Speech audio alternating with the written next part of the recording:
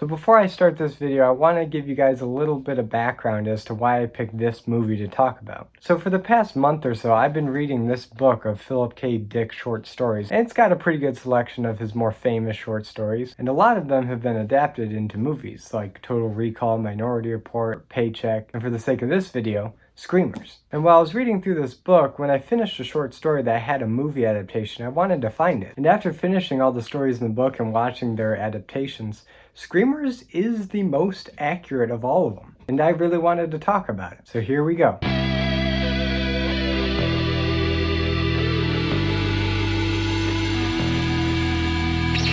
Screamers. So Screamers is a 1995 action horror movie and is an adaptation of the Phillip K. Dick short story Second Variety. And this movie, while faithful to the source material, it still takes liberties in its execution. Oh, and some light spoilers ahead, because while this movie is 25 years old, there's so much of this movie that gets revealed in due process. And if you go off of the trailer, it really doesn't give anything in terms of story or the really creative ways this movie plays with your expectations. So I will be giving away a bit more than the trailer, but I won't be spoiling the final twist that is the ending. So this movie opens on a ruined mining planet, just destroyed with radiation and overproduction, and locked in a constant war between two factions in order to sustain the government's lavish lifestyles on Earth. And this is already a strange mirrored take on the original, because in that version the war and overproduction was on Earth and the governments and luxury was on the moon. And this change is really insignificant because in both cases you get this irradiated war-torn planet where two factions, in this version it's the Alliance versus the New Economic Bloc, and in the book it was the United Nations versus the Russians. Not the subtlest Cold War allegory, but you know, that's when it was written. And these two factions have been at war for years, until the Alliance started creating these Screamers, which if you want to know, just imagine H.R. Geiger's alien with a buzzsaw in its mouth that can burrow under the sand and dirt so you can't see them. That's what a Screamer is. It's a war robot that targets onto your pulse and then just chops you to bits. Well, that was a lot of backstory. I just realized why Philip Dick movies take a lot of liberties, because his worlds are complicated. But after all that backstory and context, the movie properly opens with the NEB runner trying to deliver a canister to the Alliance bunker, and big surprise, he gets torn apart by the Screamers. But not before the Alliance recognizes canister and it says that they want the war over and peace between the two factions. And in those instructions, it requires two Alliance members to go across the desert and visit the NEB bunker to talk peace. Now in the short story they only demanded one person come, but hey, Peter Weller needs someone to talk to, so now we've got this guy tagging along. And I thought I would hate him because it would take away from Peter Weller and he would be this unnecessary sidekick, but he actually does more than just give Peter Weller someone to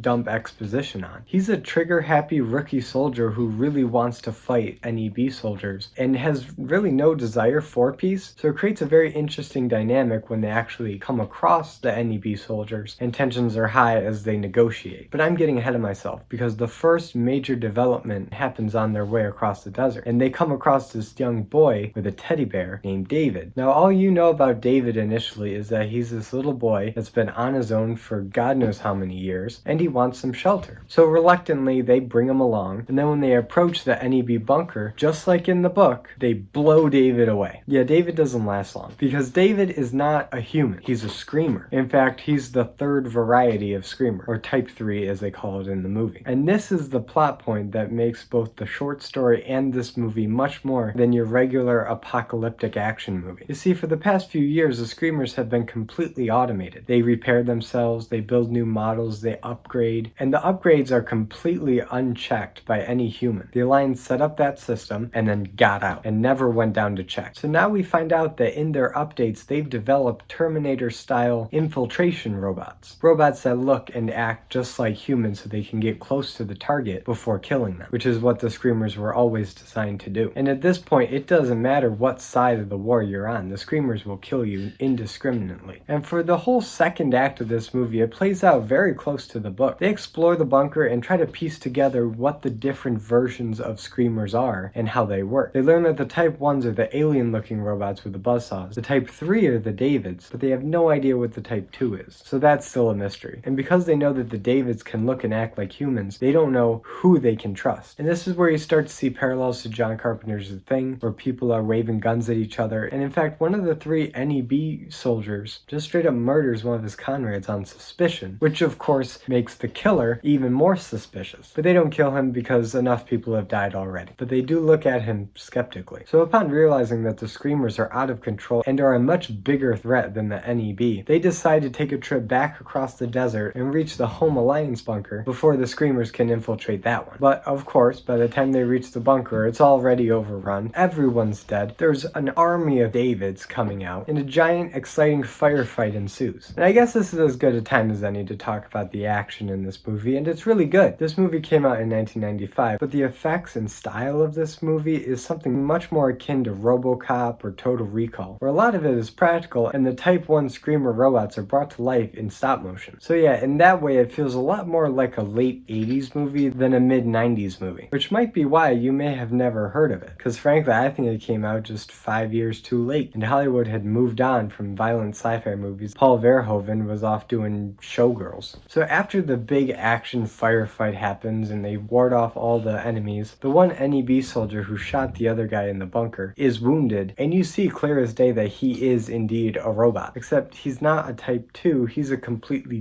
different kind of robot. In the short story they call him a Type 4, but here it's left a little bit more vague. It's a completely different code. So the mystery of who is the Type 2 or second variety, and yes, that is where the title of the short story came from, is still unresolved. And here's where I'm going to stop with a recap, because the last 10 minutes of the story is major spoiler territory. And having read the book, I already knew what the spoilers was, but if you haven't read the book, watch this movie, because there are some remarkable twists, and I already gave away 2 of them. But the ending of this movie is very good and keeps with the melancholy spirit of a lot of Philip Dick books. And that's something else I wanted to talk about. In Philip Dick's writing, his books rarely have a happy ending. And in the few cases where there is a happy ending, it's usually either at a great sacrifice to the main character, or the main character is clearly not a good person and ends up with what he wants in the end. So don't be going to Philip Dick for any kind of moral or happy ending at the end of his books, because that's not his style. And I've compared his work like Total Recall to The Twilight Zone in the past, but even then the Twilight Zone tried to have a moral or some kind of satisfying ending at the end of each of their episodes, where Philip Dick was really more concerned about making the reader think and question everything, and more often than not come to their own conclusion on the story that he presented. And this is where I have to praise Screamers, because they could have so easily tacked on a forced happy ending like Steven Spielberg did in Minority Report, but they didn't. There's just enough of a threat to Earth and human civilization by the end of this movie that you wouldn't really call it a victory, but it's also not the soul-crushing defeat at the end of the short story. It's somewhere in between, and it's really cool. So yeah, I thoroughly enjoyed this movie. It was one of those hidden gems that I didn't think I would like all that much. I had never heard of it. I've heard of Paycheck and Minority Report and Total Recall time and time again, but Screamers is something I didn't even know existed until it appeared on the cover of this book as a film based off of a Philip Dick story. And I am so glad I gave it a watch, because to me it's just as entertaining as something like Total Recall or Terminator or RoboCop, but also is the most accurate representation of a Philip Dick story that I've seen, at least until I read The Man in the High Castle and Do Androids Dream of Electric Sheep. But we'll cross that bridge when we get there. But for me, right now, Screamers is the most faithful Philip Dick adaptation. So if you're not familiar with his work and really want to get a sense of how he writes, Screamers is the movie for you. I mean, I love Total Recall, and I made an entire video gushing about that movie, but Screamers really is more representative of his work. So give it a watch and let me know. So thanks for watching this week's video. Be sure to click like and subscribe, and hit the notification bell to be notified every time I upload a video. And I want you to comment below, what is your favorite Philip K. Dick movie? It doesn't have to be one that accurately represents his work, but his work has been attached or the inspiration of so many pieces of cinema that he's got a genre all to himself at this point. So let me know. And as always,